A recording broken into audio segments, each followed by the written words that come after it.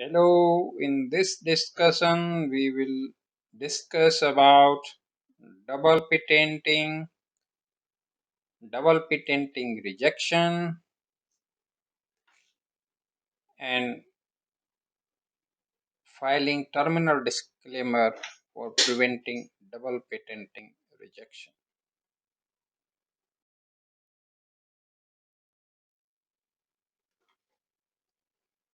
Double patenting.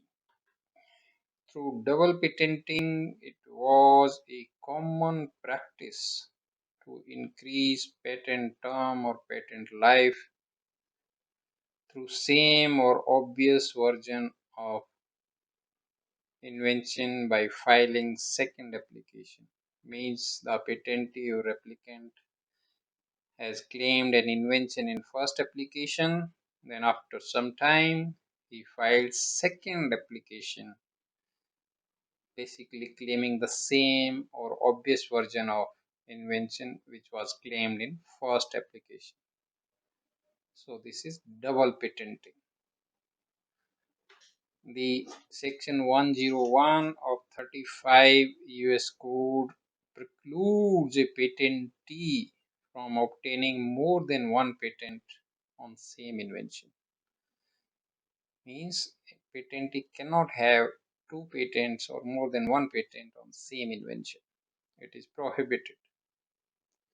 So if it happens, if he claims same invention in two patents, then it will be rejected under double patenting rejection. So under double patenting rejection, one person cannot be issued two patents on same invention or obvious version of same original invention.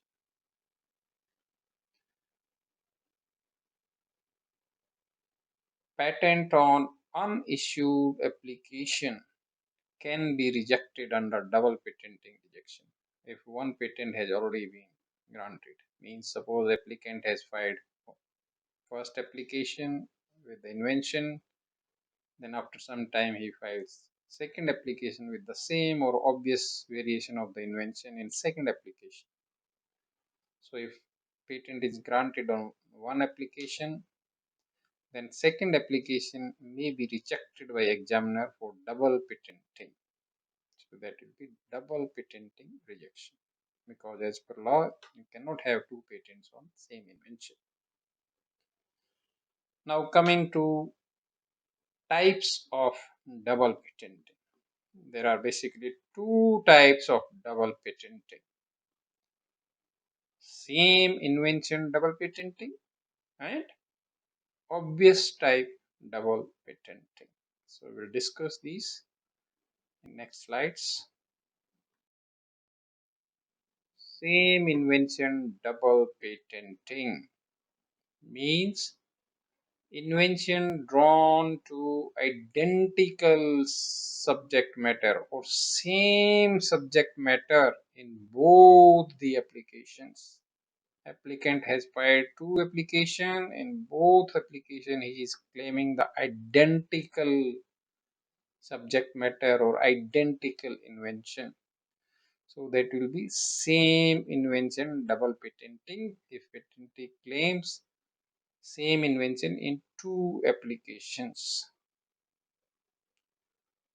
Now in order to prove double patentee and to reject application under same invention double patenting rejection, patent examiner in patent office must show that claims of both patent applications are simultaneously infringed.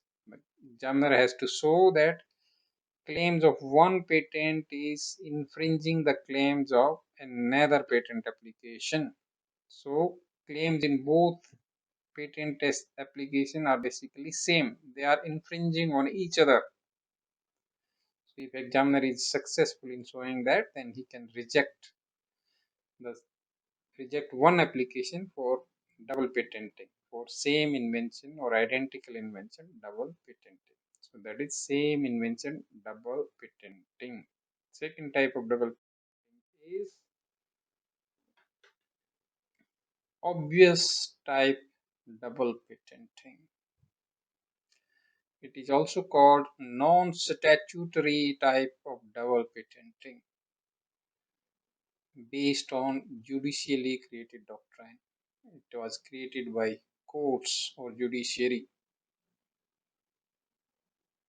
When claims of second patent or application are not patentably distinct and are anticipated or obvious in view of claims of first patent or application, that will be obvious type double patenting.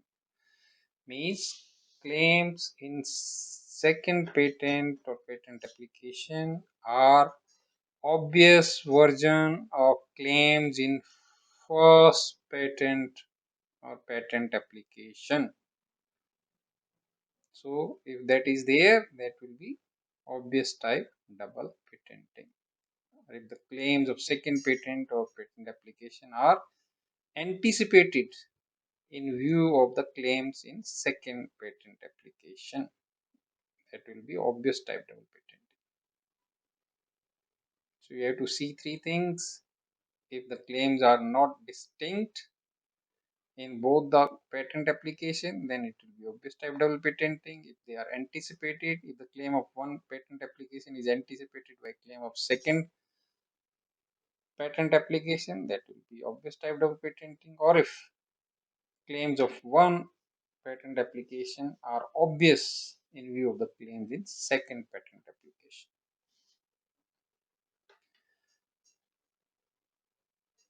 Obvious type double patenting is determined by two tests.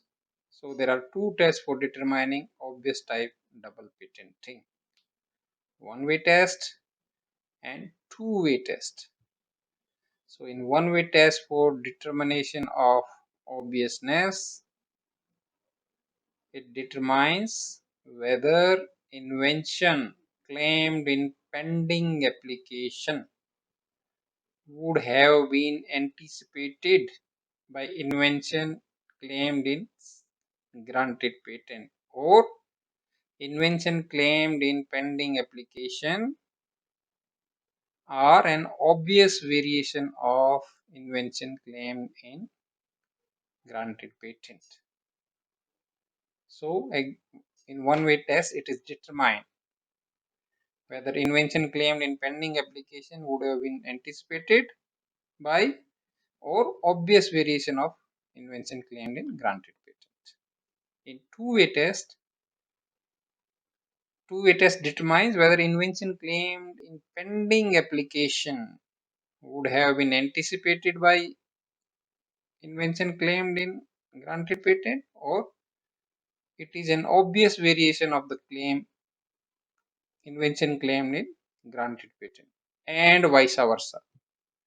In two-way test, you have to determine in two ways. First, determine whether invention claimed in pending application are obvious over invention claimed in granted patent. Then you have to determine whether invention claimed in granted patent are obvious in light of invention claimed in pending application. So you have to determine two ways, both ways. That's why it is called two-way test. One-way test applies when first filed application is issued patent first. So applicant has filed two applications, application 1 and application 2. Application 1 was filed earlier. If the patent is issued on earlier filed application and second filed application is pending, then one-way test will be applied.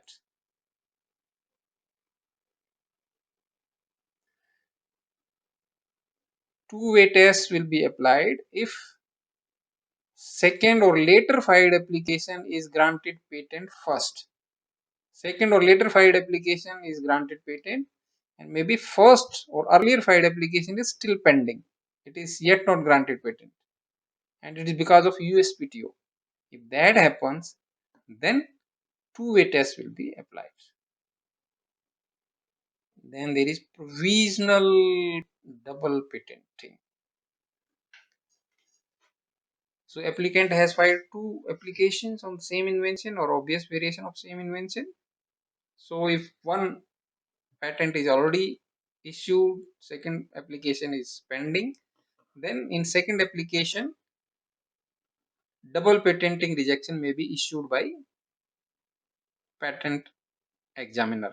But if both applications are pending, if both application first and second are pending, then in that case examiner will issue provisional double patenting rejection. So when patent examiner is examining the patent application and he comes across both the application, then he will see both the application first and second, and if he concludes that both application are claiming the basically the same or obvious version of the invention, then he will issue the provisional double patenting rejection. So he will issue provisional double patenting rejection, and if patentee receives the provisional double patenting rejection, then in that case patentee has to reply to the patent office or to the examiner. Either he will defend and will say that both my applications are claiming different invention, it is not the same or obvious version of the same invention, that is one. Or he may agree that both applications are claiming same or obvious version of the same invention. Then in that case he has to file the terminal disclaimer. So in that case he can save his second application by filing terminal disclaimer and by saying that both my application are claiming same invention and both application will expire on the same day, same earlier day of patent expiry. So he has two options: either he will defend that both application are claiming the different invention, it is not the same or obvious version of same invention, or he may agree that both invention are claiming the same invention. So if he agrees that both invention are claiming the same invention, then either he can withdraw the second application or he can file for the terminal disclaimer. So we will discuss terminal disclaimer in the next slide. Terminal disclaimer.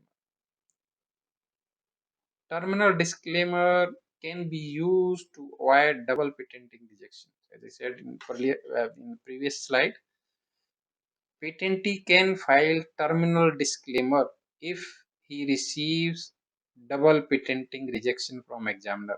So by filing terminal disclaimer, he can save the second application. So in terminal disclaimer, the patentee says, okay, both my application are claiming the same invention or obvious version of invention, and now I file for terminal disclaimer under which I agree that both my patent on first application and patent on second application will expire on the same day or same date, same earlier expiry date.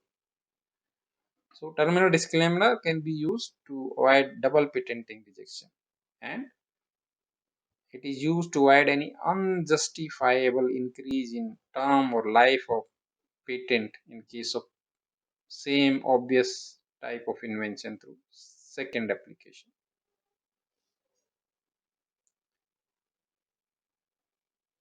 Terminal disclaimer can be used only for obvious type of double patenting rejection. As I said, there are two types of double patenting: same invention double patenting and obvious type double patenting. So terminal disclaimer can be used only for second type, only for same or only for obvious type of double patenting. It cannot be used for same invention double patenting. If examiner finds that there is a same invention double patenting, then one of the application will be straightway rejected. So patentee cannot file terminal disclaimer for same invention double patenting because it is claiming both application are claiming same or identical invention in both applications. So in that case, one of the applications will be rejected. Ultimately, the later filed application will be rejected, which is expiring later. Under terminal disclaimer, the term of second granted patent will be disclaimed for any time which is more than term of first granted patent. Let us understand with an example. Suppose first patent is expiring in 2030 and second patent is expiring in 2035. So both the patents are having obvious type of obvious type of invention. So there is a double patenting issue. So patentee can file terminal disclaimer to avoid double patenting rejection. So now he agrees. Okay, both the patent application are claiming same invention. Now I file for terminal disclaimer. Now he agrees both my patent will expire in 2030. As you seen, one was expiring in 2030, one was expiring in 2035.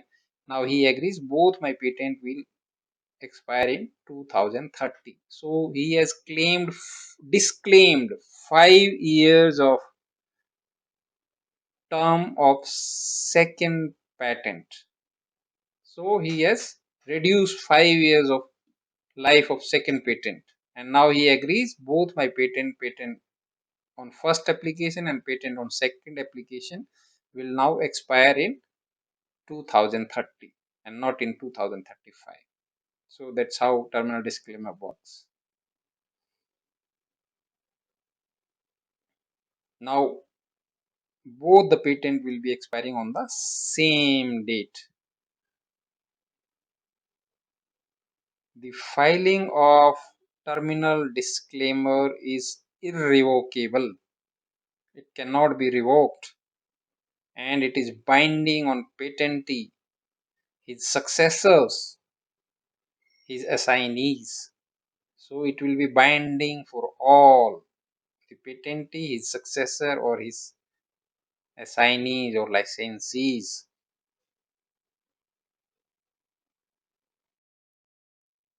Now there is also general disclaimer. One was terminal disclaimer. This is general disclaimer. General disclaimer is different from terminal disclaimer.